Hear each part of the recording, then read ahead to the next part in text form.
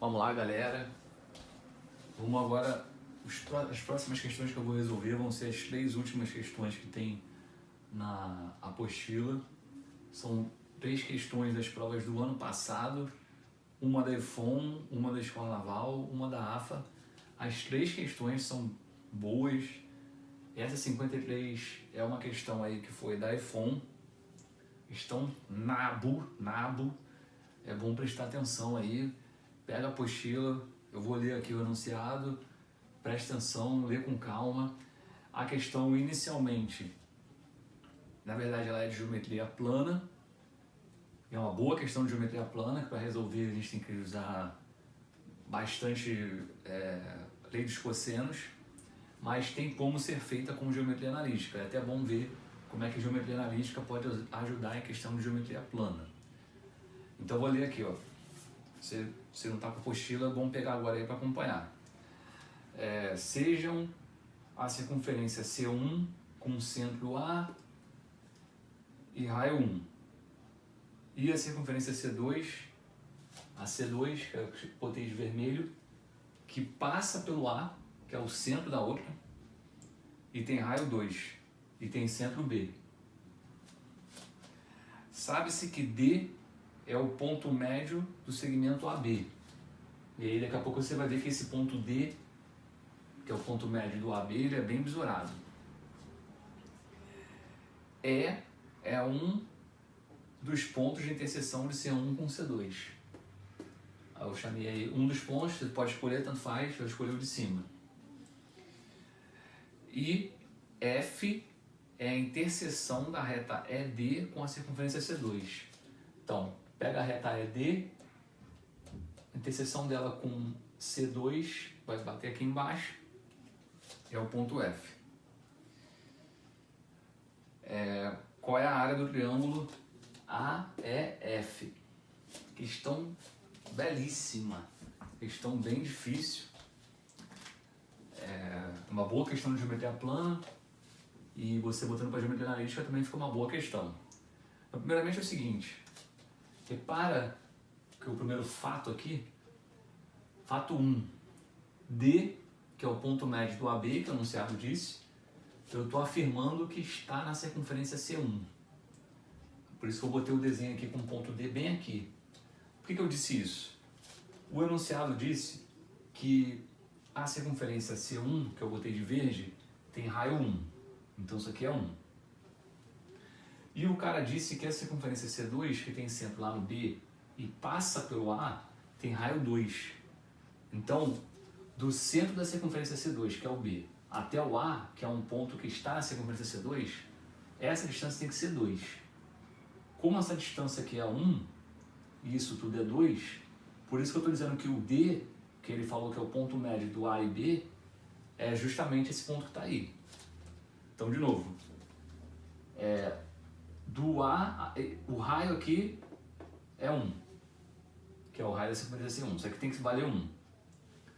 De um ponto da circunferência verde até o A tem que valer 1. E pelo raio da circunferência 2, eu tenho que isso tudo aqui é 2. Se isso aqui tudo é 2 e isso aqui é 1, então esse ponto D é justamente o ponto médio entre A e B. Porque do A até B tem 2, do A até D tem 1. Então o D está justamente na metade do caminho entre o A e o B. Então esse ponto D está ali na circunferência verde.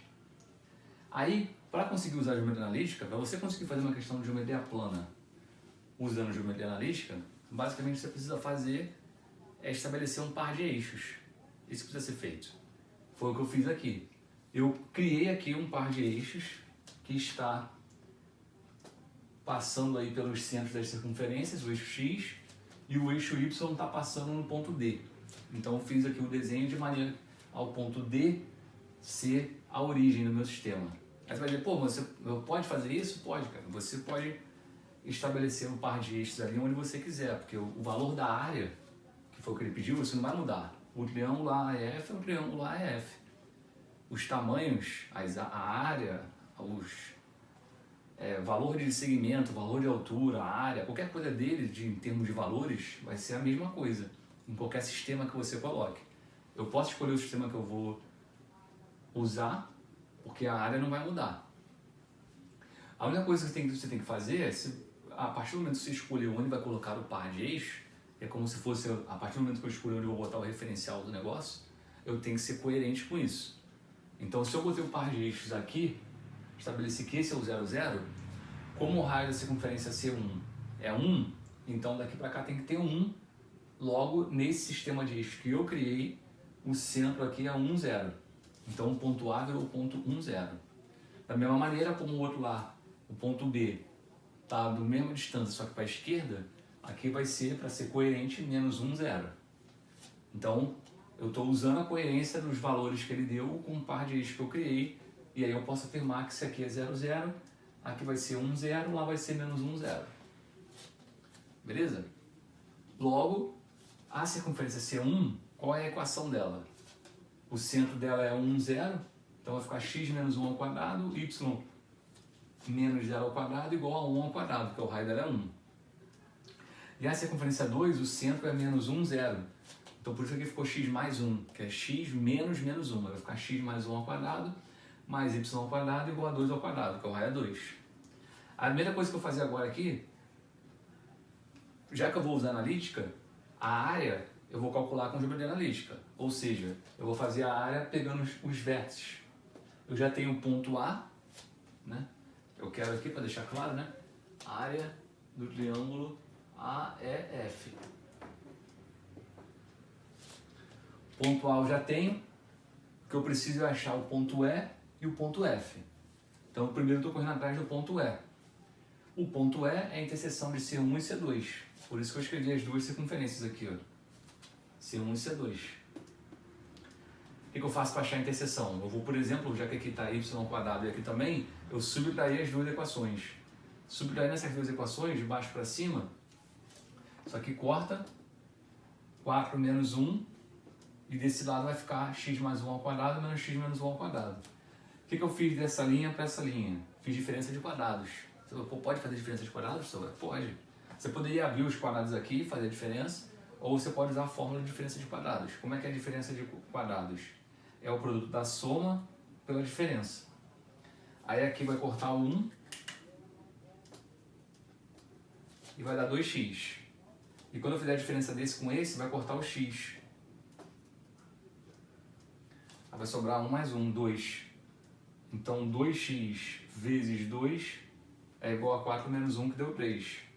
Aí com isso eu descubro que o x do ponto E é 3/4.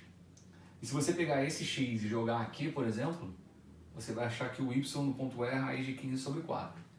Então, voltando, que é a área do triângulo AEF, na geometria analítica, já que eu estou usando isso, se eu tiver o vértice A, o vértice E e o vértice F, eu uso a fórmula de área que eu vou conseguir achar. Já tenho A, acabei de achar o ponto E. No próximo vídeo aí, no próximo quadro, eu vou achar o ponto F.